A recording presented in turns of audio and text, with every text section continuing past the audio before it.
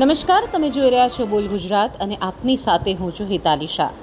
આજે વાત કરીશું એક એવા કિસ્સાની કે જે નડિયાદમાં ટોક ઓફ ધ ટાઉન થયો છે। જી હા, આપ સૌ જાણો છો કે ભાજપ કોંગ્રેસના કાર્યકરો વચ્ચે આજે નડિયાદ મહાનગરપાલિકામાં તડાફડી થઈ ગઈ। વાત જાણે એમ હતી કે નડિયાદ કોર્પોરેશન કચેરીમાં આજે ભાજપ અને કોંગ્રેસના કાર્યકરો વિવિધ પ્રશ્નોની રજૂઆત કરવા માટે પહોંચ્યા હતા। દરમિયાન કોઈ વાતે બંને પક્ષોના કાર્યકરો વચ્ચે બબાલ થઈ ગઈ, જે બાદ ડેપ્યુટી કમિશનરની ચેમ્બર બહાર જ એકબીજા સાથે ઉગ્ર બોલાચાલી બાદ તડાતડી પર આવી ગયા અને મામલો વધતા પોલીસ પણ તાત્કાલિક ઘટના સ્થળે પહોંચી ગઈ। પોલીસે બંને પક્ષને શાંત પાડ્યા, જો કે બંને પક્ષના કાર્યકરો એકબીજા પર આક્ષેપ કર્યા હતા અને પોલીસ ફરિયાદ કરવાની પણ તૈયારી બતાવી હતી। શું છે સમગ્ર મામલો, જાણીએ બંને પક્ષના કાર્યકરો પાસેથી। મારું નામ રવિ કાનજીભાઈ પરમાર, એડવોકેટ સામાજિક કાર્યકર છું। હું અને મારા સાથી મિત્ર જીગરભાઈ બ્રહ્મભટ્ટ અમે બંને કમિશનર સાહેબ જોડે અમારા વિસ્તારની રજૂઆત કરવા ગયા હતા। ત્યાં કોંગ્રેસના ઘણા લોકો બેઠા હતા, એમની રજૂઆત કરવા આવ્યા છે અને અમે અમારા બધા પૂર્વ કાઉન્સિલરો અમે બધા સાથે મળીને વિસ્તાર માટે થોડી રજૂઆતો હતી એના માટે જતા હતા, તો એ લોકો કે આ ભાજપના લોકોઓ આવી ગયા, આ પ્રમાણની અમારી ઉપર એમને કોમેન્ટ પાસ કરી। એમાં હાર્દિક ભટ્ટ હતા, પછી રાજુ રબારી, એમની જોડે 8-10 બીજા એમના મળતિયા હતા કોંગ્રેસના, અને અમારી જોડે અજયભાઈ પરમાર હતા, એ અમારી જોડે હતો। મારો ભાઈ છે એ બી જોડે આવ્યો હતો, તો કે એની ઉપર ખોટી કોમેન્ટ પાસ કરી, જાતિ વિરેક શબ્દ બોલ્યા ગયા, એમને શું કામ છે આ રીતનું। એટલે આ રીતનું તો અમે કીધું લોકશાહીની અંદર આ રીતના પ્રયાગ કરવા એ ખોટું છે। એટલે આ રીતે અમારે ત્યાં થોડી ઝપાઝપી થઈ, એટલે પછી સાહેબે તરત જ કીધું ભાઈ તમે બધા પોલીસ સ્ટેશન આવો અને જે ઘટના બની છે એના વિરુદ્ધ તમે આ લોકોને કાયદેસર કાર્યવાહી કરીને એમની ઉપર પાકી ફરિયાદ સાહેબ લે અને બધાને એરેસ્ટ કરે એવી અમારી માંગ છે। નડિયાદ નગરપાલિકામાં અને હાલની મહાનગરપાલિકામાં જે પ્રોવિડન્ટ ફંડ કર્મચારીઓના કપાયા નથી એની રજૂઆત અમે 28 ઓગસ્ટે કરી હતી અને એના ઉપર શું કાર્યવાહી કરવામાં આવી છે એના અનુસંધાનમાં અને આજે એક લેટર આપવા અમે ડેપ્યુટી કમિશનર સાહેબની પાસે ગયા હતા।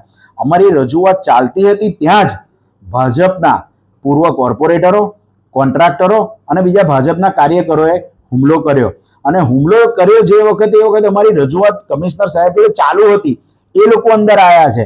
અમે કોઈ પણ પ્રકારે તેમના વિરુદ્ધ, તેમના જાતિ વિરુદ્ધ કશું બોલ્યા નથી।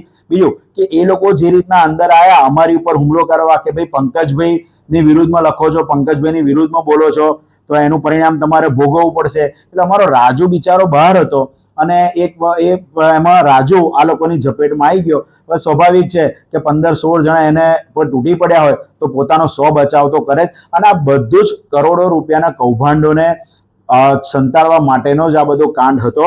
અને અમે પ્રજાલક્ષી અમારી રજૂઆત છે। નડિયાદ ગામની અંદર રોડ ખરાબ થઈ ગયા છે, નડિયાદ ગામની અંદર ચારે બાજુ કચરાના ઢગલા છે।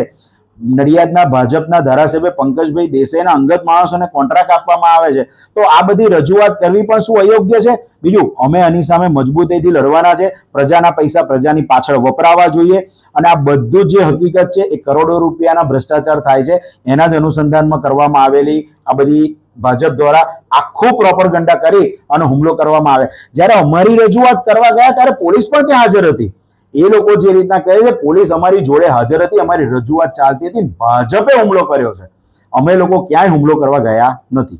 એમની પાસે એક પણ પ્રકાર એવો વિડીયો હોય તો એ મીડિયા સમક્ષ રજૂ કરી શકે છે। બીજું કે અત્યારે ફરિયાદી જાતે ફરિયાદ લખાવા જાય કે અમે લખાવા જાય, આ બધું નડિયાદના ડેપ્યુટી કમિશનરના સામે જ આ બધું બન્યું છે। ખરેખર ફરિયાદી તેમણે થવું જોઈએ। અમારી રજૂઆત હતી, અમારી રજૂઆત ચાલુ હતી, જેના વિડીયો અમે પ્રેસ મીડિયામાં પણ મૂક્યા છે અને અમારા સોશિયલ મીડિયામાં પણ મૂક્યા છે। એટલે એ લોકો કોંગ્રેસ એમનો વિરોધ ના કરે અને પંકજભાઈને કોઈ જગ્યાએ નામ ના બોલાય એના જ માટેનું આ બધું કરવામાં આવેલું હતું।